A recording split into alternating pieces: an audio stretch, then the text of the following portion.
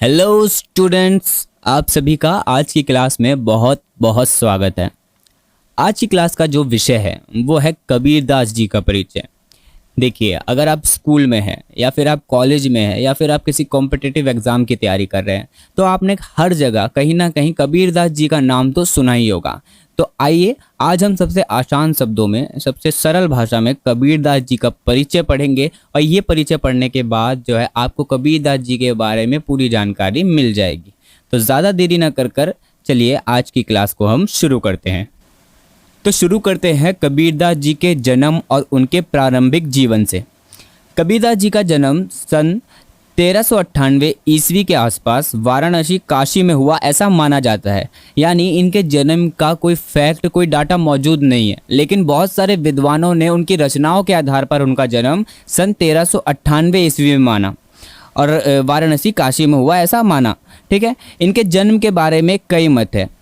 यानी इनके जन्म के बारे में कई विद्वानों ने अलग अलग बातें कही है। एक मत के अनुसार इनका जन्म एक विधवा ब्राह्मणी के गर्भ से हुआ और उन्हें एक जुलाहे दंपति, जुलाहे मतलब होता है जो बुनकर, जो कपड़ा बुनते हैं, ठीक है, दंपति यानी कपल, तो एक जुलाहे दंपति, एक जुलाहे पति पत्नी नीमा और नीरू ने पाल पोसकर इनको बड़ा किया।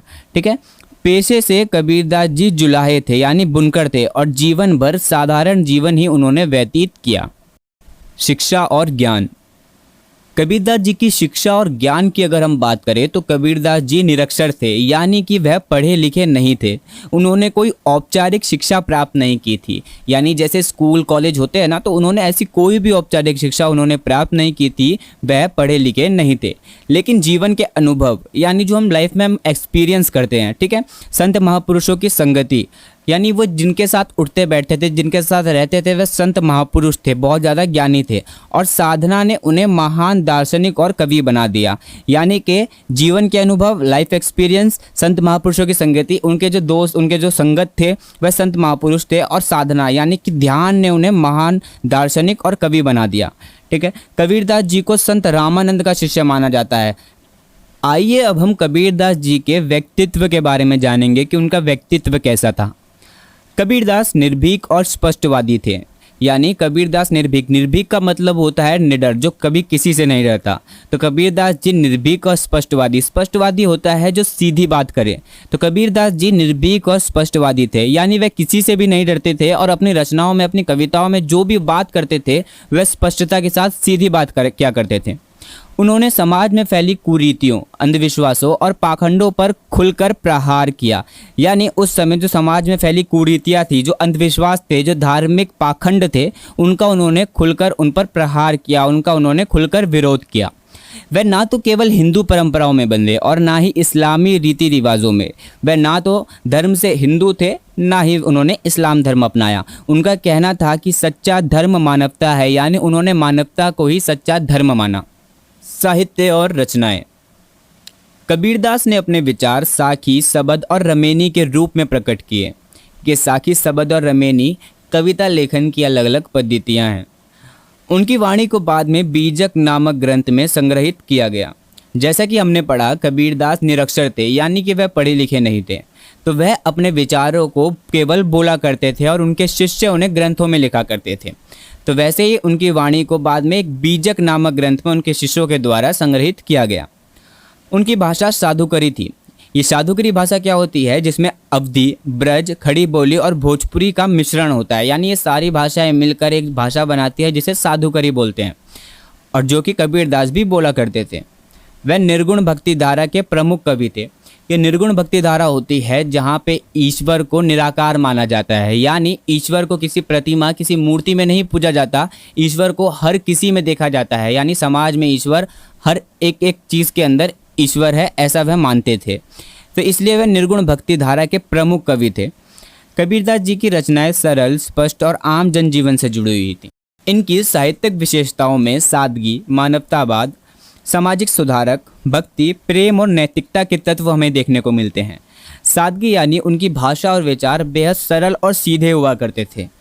मानवतावाद, उन्होंने हमेशा मनुष्य और मानवता को सबसे बड़ा धर्म माना। जैसा कि हमने पढ़ा, वह निर्गुण भक्ति धारा के कवि थे, तो उन्होंने हमेशा मनुष्य और मानवता को ही सबसे बड़ा धर्म बताया। सामाजिक सुधारक, उन्होंने जातिवाद, पाखंड और अंधविश्वास का विरोध किया। यानी वह जातिवाद, पाखंड और अंधविश्वास के विरोधी थे। भक्ति, उनका भक्ति भाव ईश्वर की निर्गुण उपासना पर आधारित था, जैसा कि हमने पढ़ा। प्रेम और नैतिकता, उनके दोहों में प्रेम, दया और नैतिक जीवन का संदेश मिलता है। अभी तक हमने कबीरदास जी के जीवन से जुड़े, उनके साहित्य से जुड़े तथ्यों को पढ़ा।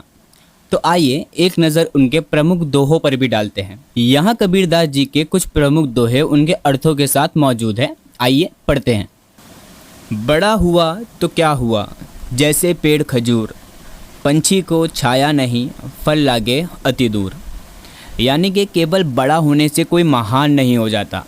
जैसे खजूर का पेड़ ऊंचा तो बहुत होता है, पर उसकी छाया नहीं मिलती और फल भी इतनी आसानी से नहीं मिल पाते। उसी तरह बिना गुणों के केवल ऊंचाई बेकार है। कबीरदास जी यह समझाने का प्रयत्न कर रहे हैं। आगे बढ़ते हैं।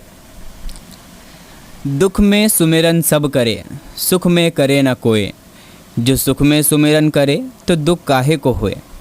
यानी इंसान दुख में ही भगवान को याद करता है, पर अगर वह सुख में भी ईश्वर का स्मरण करे तो जीवन में दुख कभी आए ही ना। यानी कबीरदास जी ये समझाने का प्रयत्न कर रहे हैं कि इंसानों को केवल दुख में ही भगवान का नाम नहीं लेना चाहिए। जब वह सुखी हो तब भी वह भगवान का नाम ले, ताकि दुख कभी उनके पास आए ही ना। अगला दोहा देखते हैं। पोथी पड़ी पड़ी जग मुआ, पंडित भया न कोय। ढाई आखर प्रेम का, पढ़े तो पंडित होए।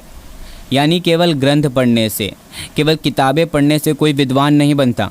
सच्चा ज्ञान तो प्रेम और मानवता में है। तो कबीरदास जी ये समझाने का प्रयत्न कर रहे हैं कि अगर आप केवल ग्रंथ पढ़ ले, किताबें पढ़ ले, तो आप विद्वान नहीं कहलाएंगे जब तक आपके अंदर प्रेम और मानवता की भावना नहीं आती। अगला दोहा देखते हैं। माला फेरत जुग भया, फेरा न मन का फेर। कर का मन का छोड़ दे, मन का फेर। यानी केवल हाथों से माला जपने से कुछ नहीं होता। जो हम इंसान पूजा या नमाज में जो हाथों से मालाएं जपते हैं ना, उसको जपने से कुछ नहीं होता। असली साधना मन को बदलने में है। अगर तुम मालाएं जप रहे हो और तुम्हारे मन में आ रहा है कि तुम चोरी करो, तुम्हारे मन में किसी के लिए उल्टी बातें आ रही हैं, गलत बातें आ रही हैं, तो वह आपकी साधना नहीं कहलाएगी जब तक आप अपने मन को नहीं बदलोगे, जब तक आप अपने मन को पवित्र नहीं कर लोगे। आगे बढ़ते हैं। तो कबीरदास जी ने अपने दोहों से समाज को सच्चाई और भक्ति का मार्ग दिखलाया। उन्होंने कहा कि ईश्वर मंदिर, मस्जिद या धर्म में नहीं, बल्कि सच्चे मन और अच्छे कर्मों में बसता है। उनकी वाणी आज भी उतनी प्रासंगिक है जितनी उनके समय में थी। अगर आपको ये वीडियो पसंद आए तो इसे लाइक करें, चैनल को